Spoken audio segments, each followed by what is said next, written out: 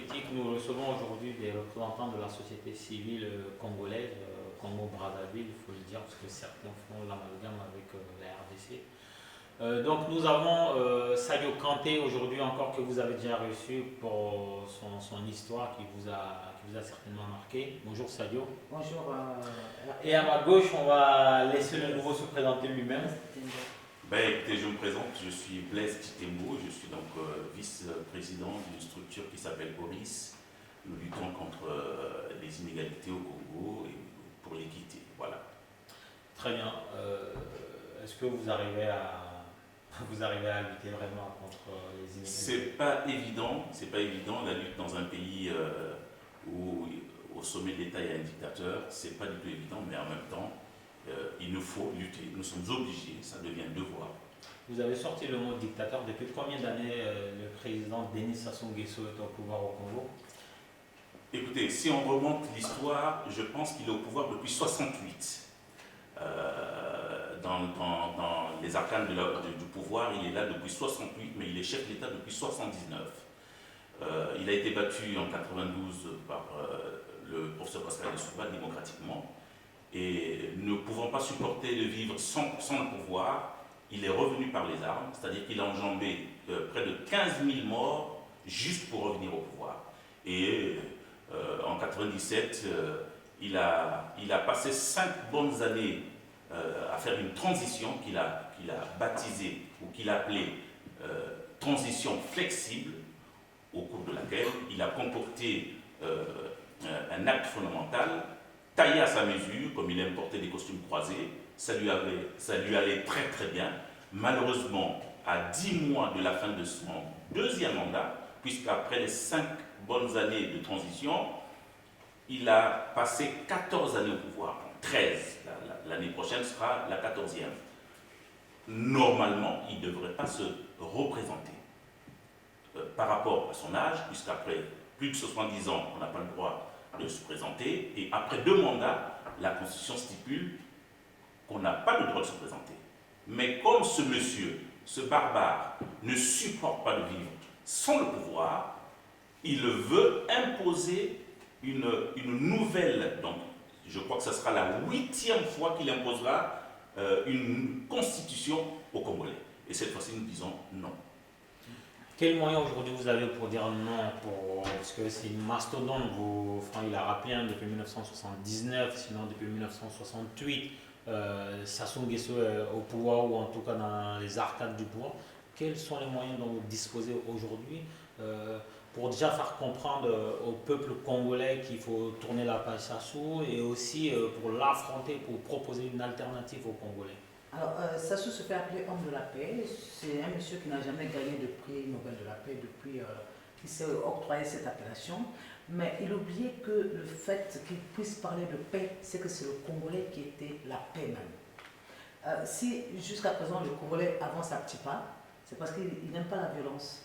Et Sassou, on a imposé un rythme qui les a traumatisés. Mais je crois qu'aujourd'hui, la crise politique, le fossé qu'il y avait entre les politiques et les populations est en train de se resserrer. On a vu, pendant qu'il se tenait le dialogue alternatif convoqué par Sassou et son clan pour justement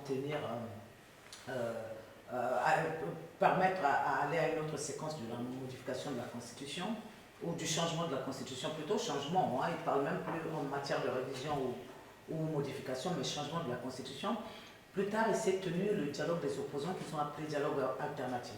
Et dans ces opposants se sont réunis au sein d'une structure qu'ils ont appelée le FOCAD pour faire bloc commun des individualités de la société civile et politique qui, hier encore, se regardaient pour certains anciens de faïence, se sont mis ensemble.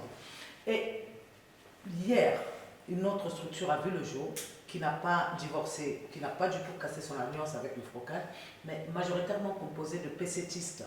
Donc ils sont encore dans le PCT, le parti de Sassou Nguesso, et ce n'est pas des moindres. Il y a l'ancien ministre de la Défense, Charles Zakary Boao, il y a l'ancien ministre de l'Emploi, qu'on appelle Tout Bouge, Okomi Salissa, il y a l'un de ces jeunes qui était vraiment un de ses grands alliés, Blanchard Oba. Il y a Parfait Kolela qui est le fils de Kolela que vous avez dû rencontrer à Bamako, tout comme la plupart des Maliens.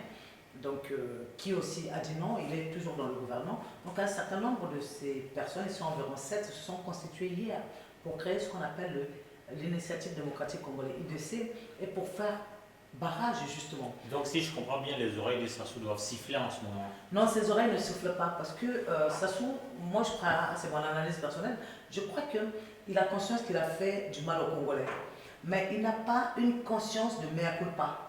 Il a une conscience de conservation de pouvoir jusqu'au bout.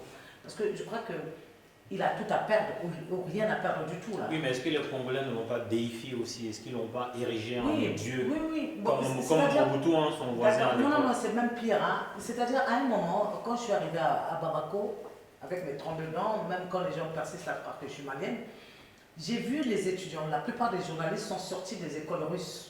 J'ai compris que le Mali avait le même cheminement idéologique que le Congo. C'est-à-dire le social-marxisme, ensuite les étudiants majoritairement qui ont étudié dans ce pays-là. Donc il y a... Mais jusqu'à présent, quand j'analyse les faits, quand il y a eu la révolution de 91 au Mali, le Mali a balayé la page communiste. Pourtant, dans la même vague, le Congo aussi a fait sa révolution par une conférence de presse. Mais c'est avec le retour de Sassou que ces instincts communistes. Non. On va revenir à ça. Hein.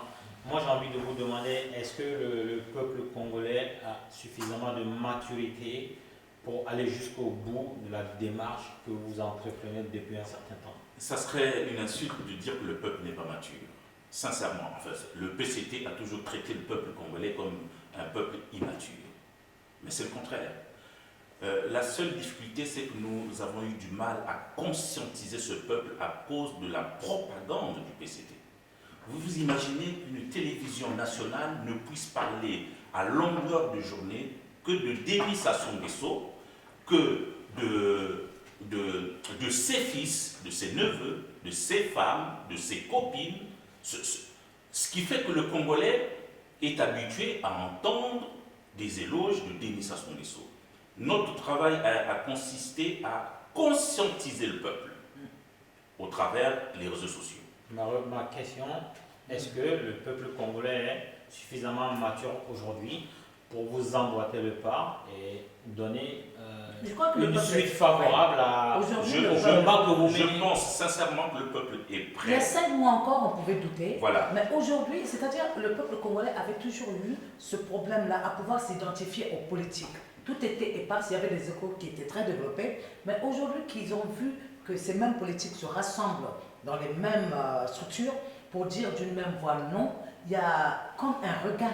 C'est-à-dire, on le remarque sur les réseaux sociaux, il y a de plus en plus de personnes qui étaient dans l'anonymat, qui sortent, qui viennent dire leur non.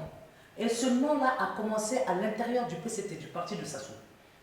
Quelquefois même au sein de sa propre famille. Tout à fait. Et il y a des démissions qu'il a refusées. Il y a même l'ambassadeur Henri Lopez, l'écrivain qui a échoué à Dakar à cause de l'impopularité de Sassou, qui a déjà écrit un document pour dire non au changement de la Constitution. Mais le document n'est pas encore prêt et qu'il y a eu un autre ministre qui est en train de manipuler avec un faux document non signé et un syntaxe et une formulation douteuse pour un écrivain de la trempe, Henri Lopez, pour nous faire croire qu'Henri Lopez n'a pas quitté le navire. C'est pas vrai. Et dans les semaines à venir, il y aura de plus en plus de défections. Mais vous savez quand même que de 1979, date d'accession de Sassou Nguesso au pouvoir, aujourd'hui, on a plus d'un quart de siècle. Oui. Et en un quart de siècle, quand on lobotomise une population, quand on nous montre que l'image qui magnifie Sassou Nguesso, sa famille, ses femmes, quand on nous montre qu'une même image, la plupart des gens aujourd'hui qui sont en âge de voter n'ont connu que Sassou. Oui, mais bien sûr, je vais répondre, hein, je vais y aller. Vous savez, quand vous êtes habitué à manger du sans sel parce que vous ne connaissez pas du sel, et qu'on vous a fait goûter du sel, vous connaissez les faits, personne ne vous fera plus goûter du non-sel. C'est fini. Le problème avec la liberté, c'est qu'est-ce qu'on en fait. Tout d'un coup, on donne de la liberté au peuple. Oui. Qu'est-ce qu'on en fait? La liberté. Comment vous arrivez à canaliser? C'est ça en fait. C'est ce que je voulais dire. C'est bien beau, vous êtes deux là, vous avez le discours qu'il faut. Il y a combien de gens comme vous qui sont au Congo là-bas, qui affrontent la peur, qui affrontent les intimidations pour pouvoir installer le discours dans la tête des gens? Je voulais dire que la liberté, il faut la canaliser. Aujourd'hui, personne ne pouvait imaginer qu'une structure comme Tournons la page puisse tenir des discours durs et rudes dans le pays. Personne ne pouvait imaginer que Blanchard Oba, qui est un proche parent, Presque un fils. presque un fils pour Sassou Nguesso, Disons. soit capable de dire non. Personne ne pouvait imaginer aujourd'hui que certains de nos compatriotes puissent avoir le courage de défier Denis Sassou Nguesso devant son public à l'aéroport du Bourget. Personne ne pouvait l'imaginer. Donc, nous avons confiance au peuple et nous pensons que le peuple a été traumatisé à cause du discours politique du PCT, la guerre. Ils ont essayé, par la propagande, de faire comprendre aux gens que personne ne doit sortir dans la rue, personne ne doit manifester, sinon on risque de retourner dans la guerre. En fait, la guerre, qui la cherche? C'est le pouvoir qui cherche la guerre.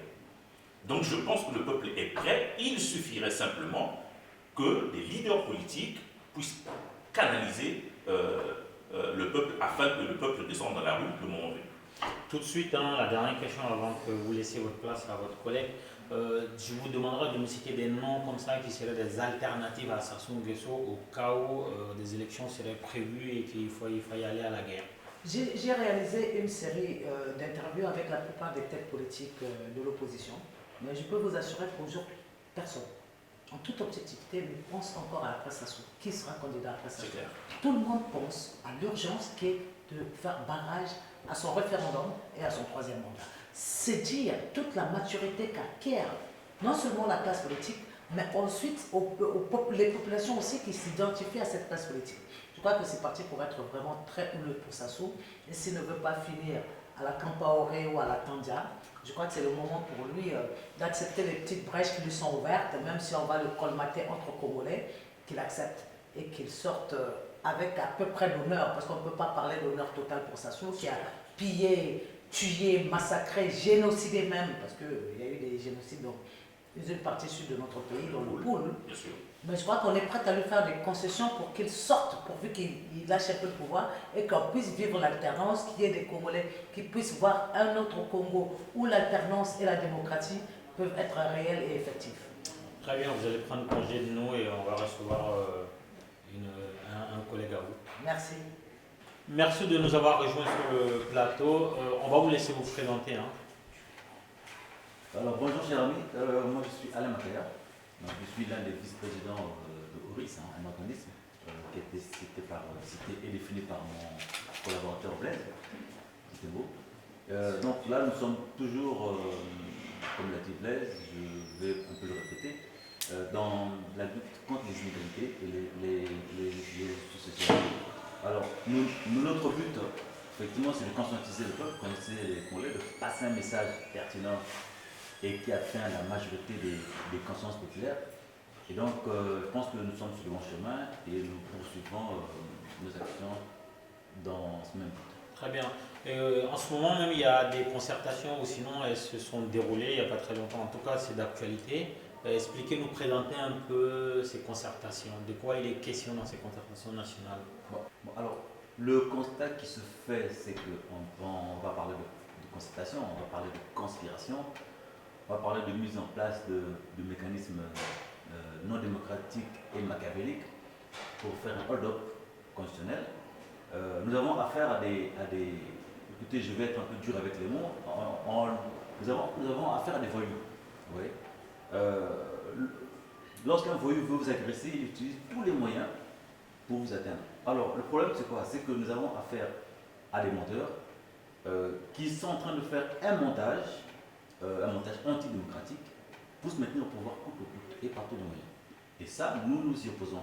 Par contre, il y a eu un dialogue alternatif, et ça, je salue les acteurs qui l'ont mis en place et qui ont participé, qui a regroupé la majorité des sensibilités, on va dire politiques, politiques et même régionales, parce qu'il s'est soldé par une essence d'une nouvelle plateforme politique qui regroupe vraiment toutes les sensibilités politiques et régionales. Mais je salue le dialogue alternatif qui s'est tenu et je pense que nous ne pouvons que se mettre sur leur voie pour... On parle beaucoup du Congo, on parle de catastrophe catastrophe géologique, de scandale géologique eu égard à toutes les richesses naturelles dont ce ne sont même pas les richesses que le pays avait et que le pays continue d'avoir. Pourtant, les gens ne mangent pas à leur faim dans ce pays-là. Si je vous demandais comme ça sur les 3 dernières décennies de gestion de Sassou Nguesso, quelles sont les 3 plus grosses plaies du Congolais? Bon, alors, je veux vous dire, c'est difficile d'en citer 3 parce qu'il y en a plusieurs. Oui, justement, on va citer Voilà, 3, il y en a sinon on plusieurs. pourrait rester jusqu'à demain. Oui, et faire le choix entre le mal et le pire, c'est pas évident. Alors, nous, dans Oris, notamment, nous relevons plusieurs points sensibles à ce sujet, notamment des points qui relèvent de la qualité de vie des Congolais, de l'hygiène et de l'environnement, des problèmes de santé publique. Aujourd'hui, nous avons envoyé des courriers au ministre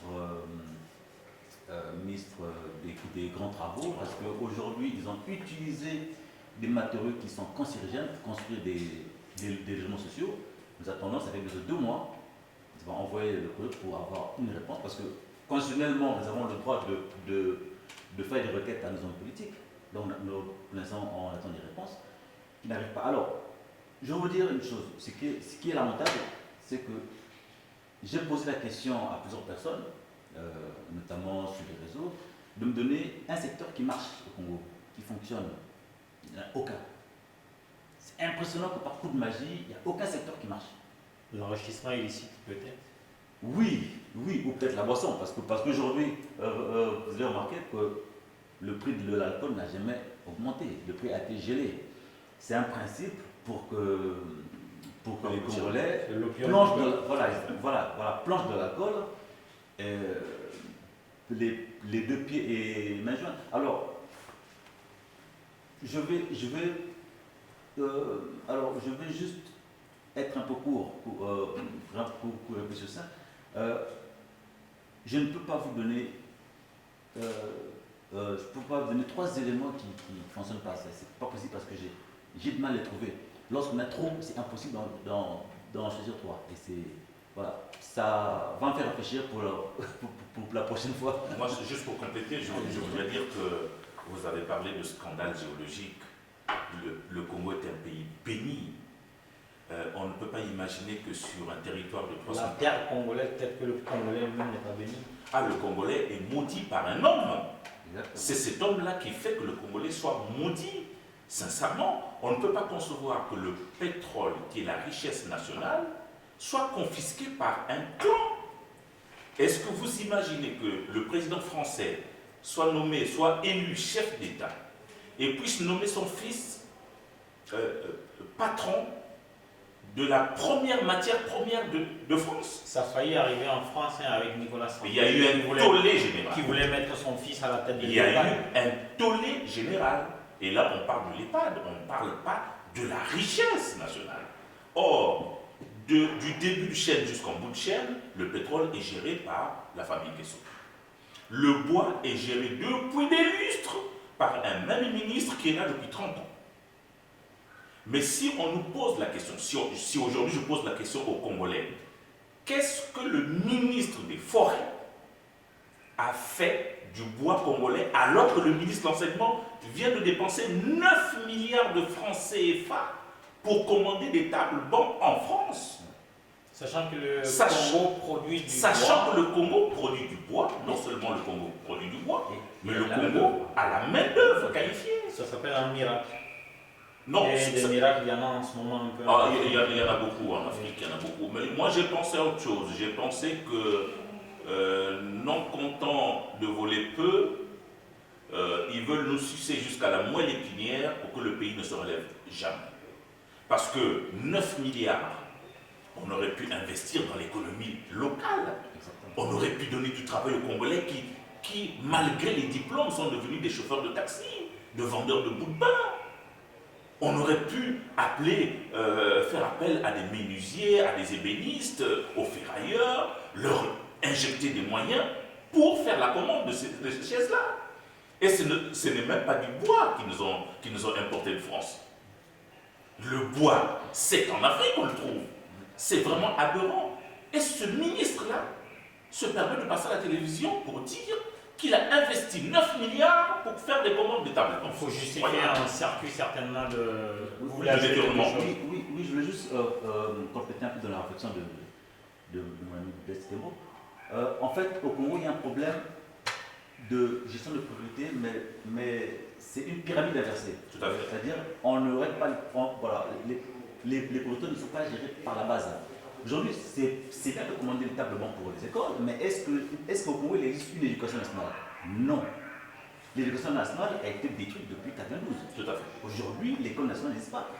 Quand vous voyez des classes dans lesquelles il y a 350 élèves, vous avez un professeur qui s'occupe de 11 classes, donc qui a 3850 copies à corriger je sais pas, sur l'année ou sur le mois. Alors, imaginez-vous, quand il donne un examen, il en a pour un an de correction. C'est malheureux. Déjà, la base, elle est morte. Okay. Et ça, c'est reconstruit. Donc, là, nous sommes toujours dans la forme, nous sommes toujours dans la peinture, c'est-à-dire on est en train d'essayer de faire du beau, voilà. Mais je pense que les priorités, elles sont prises en compte, elles sont très Très bien, en 30 secondes, moi je vais vous laisser, pour avant de clôturer l'émission, vous laisser envoyer un message à tous les Congolais qui vont voir cette émission. Mais écoutez, le message qu'on peut adresser à nos compatriotes est simple. Face à une dictature, nous devons, nous, en tant que compatriotes, en tant que patriotes, nous lever pour lutter contre la dictature. Lutter d'une manière pacifique. Parce que les belliqueux, ce sont ceux qui sont au pouvoir. Je pense que le peuple est pacifiste. Nous devons donc utiliser les moyens qui nous sont, les droits qui nous sont donnés pour lutter contre la dictature. Nous n'accepterons jamais, alors jamais, qu'un seul homme puisse prendre le pays en otage et faire regresser le pays, alors que les pays qui étaient qu'on considérait comme étant des petits pays, aujourd'hui se développent à cause de la démocratie, à cause de la bonne gouvernance, à cause de l'équité. Donc nous demandons au peuple congolais de nous retrouver, de continuer à nous battre, et le moment venu, lorsque ce dictateur franchira la ligne rouge, celle qui consistera donc à nous demander d'aller au référendum pour changer, non pas modifier la Constitution, mais pour la changer, alors là, je pense que nous devrions avoir le courage, en ce moment-là, de le défier. Le même exercice pour vous en 30 secondes, un message pour le peuple congolais qui nous regardera certainement. Oui, alors, merci beaucoup. Moi, je voudrais juste attirer l'attention de tous les Congolais, notamment qui ont été fébriles pendant un moment, parce que, vous savez, quand on vit sous une dictature, on a du mal à s'exprimer, du mal même à penser, parce qu'on est dans la pensée unique, et c'est très dangereux, c'est même interdit maintenant, parce que on est dans le communisme. C'est juste pour faire savoir que l'égoïsme de nos dirigeants n'a pas de limite. Parce qu'aujourd'hui, quand on les voit sortir des milliers de milliards de francs CFA, les mettre dans les banques étrangères, alors que le Congolais a du mal à se nourrir, avec déjà qu'il a moins d'1 euro par jour pour se nourrir et qu'il en a vraiment du mal. Aujourd'hui, on voit au Congo des gens qui meurent parce qu'il manque 5 000 francs CFA pour se faire soigner. Je pense que on doit tirer la sonnette d'alarme. Nous devons la tirer parce que ceux qui encouragent ces dirigeants politiques, en fait, ceux qui en font des idoles, c'est eux qui mettent la vie des Congolais en danger. Je pense que c'est une classe politique qu'il faut renier totalement. Totalement, il faut la rejeter et la bannir. Ce sont des pouvoirs qui ne doivent plus être considérés. Aujourd'hui, le Congolais doit se rendre compte que si l'affaire a un oppresseur, c'est le Congolais qui donne le pouvoir à un homme, il est en droit de le reprendre, ce pouvoir. Le pouvoir appartient au peuple, c'est le peuple qui met ses hommes sur le plan d'action. Aujourd'hui, les Congolais doivent être prêts à reprendre leur pouvoir. Et effectivement, ça va de pair avec la reprise de leur liberté. Donc, je pense que le Congolais est assez mature aujourd'hui, sait ce qui se passe, il est informé de ce qui se passe, même s'ils sont endoctrinés par les médias qui essaient un peu de les rendre psychologiquement hybrides, parce qu'on est dans un système très très très compliqué au pays, très complexe, parce qu'il y a eu plein de contextes et concepts qui ont été mélangés. Et je pense que je peux faire confiance à ce peuple. Je sais qu'ils comprennent à quel niveau le mal est arrivé dans leur famille et dans leur vie. Et je pense qu'ils savent qu'au bon moment, ils prendront leur responsabilité. Et ça, j'y crois. Très bien, en tout cas, merci d'être venu parler du Congo sur le plateau d'RPN Media. C'est un média panafricain. Vous êtes les bienvenus chaque fois que le besoin se ressent. Merci beaucoup. Et donc, n'hésitez pas. En tout cas, on vous remercie et on dit à la prochaine à nos spectateurs. C'est nous qui vous remercions.